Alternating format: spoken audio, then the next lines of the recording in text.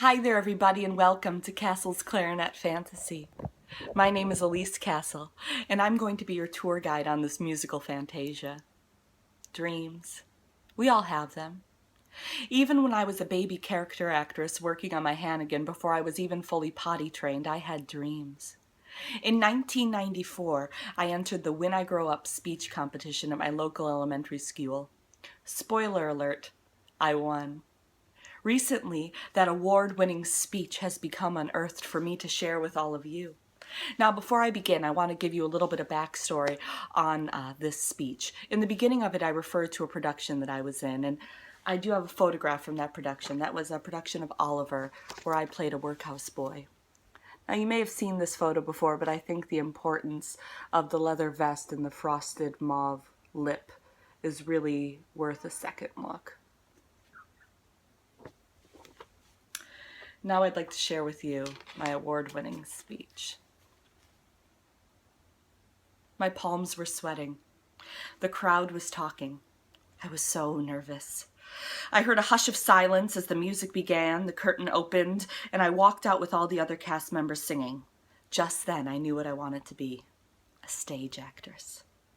I love to sing and act and dance. I think that is a big part of my love for the theater.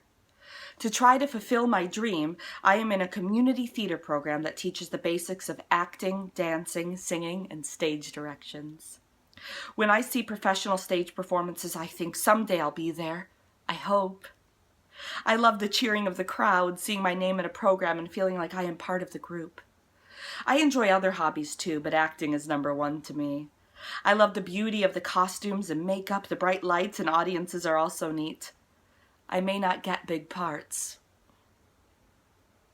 but I still like just being part of a production. I understand in Hollywood an actor may be more well known than those in the theater, but I like the singing and dancing, which are not usually included in television or movies.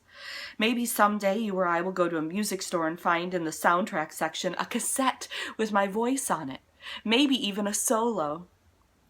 The person I most admire in the field of theater is Carol Channing. I thought her performance in Hello, Dolly was wonderful. The others were very good too, but I thought she was the best. I find it so fascinating how many people will spend their money on tickets to see me and the others involved in a production. I am surprised the way people enjoy the theater these days. It is a pleasure to most people to just have tickets. I really enjoyed talking about my future career. I hope someday all our dreams will come true. I, for one, will never stop dreaming. The show must go on. If happy little bluebirds fly beyond the rainbow, why, oh, why can't I? Now, that secret weapon I unleashed at the end, my young velvety tenor, I really wasn't even allowed to use that at the regional level. You see, when I got to the competition, the judges said that anyone who would be singing anything at all had to have the rights from the composer. The Midwest Regional School Board didn't seem to understand that I had a hard time getting Mr. Harold Arlen on the phone that day to ask for his permission, so that part of my speech had to be cut out or I was disqualified. Let's just say it was quite the upset in Warren, Michigan that year. I also would like to apologize now as a grown woman for the light shade I threw at the 1994 touring production of Hello, Dolly. You see, now I do understand the full appreciation of an ensemble, but as a young lady, I just was really enthralled by the performance of the Grande Dame or Poobah, Ms. Carol Channing. I'm sure you all understand. And I'm sure none of you are asking right now, where is she now? She being me.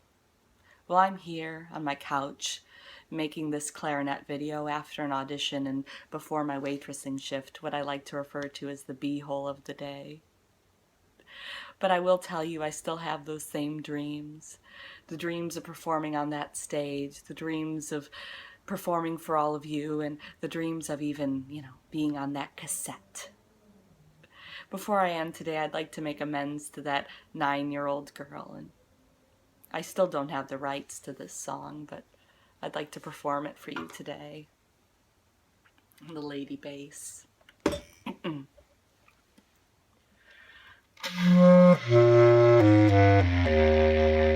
Just want to warm up a few notes.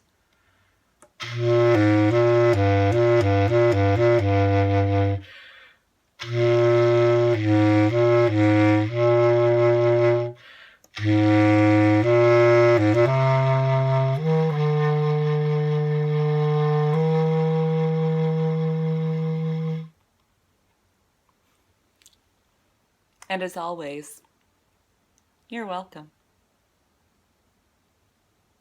Oh, hey, didn't see you there. Did you like this episode of Castle's Clarinet Fantasy? Have you liked the previous episodes? Do you not really care? Regardless, I'll probably still be making these. But if you do like it, I invite you all to share this, to like this, to tell your friends. You may lose a few friends along the way, but what hasn't stopped you from losing friends before? So I invite you all to share the fantasy, share the wealth, and share the gift of the clarinet. And until next time, it's me, Castle.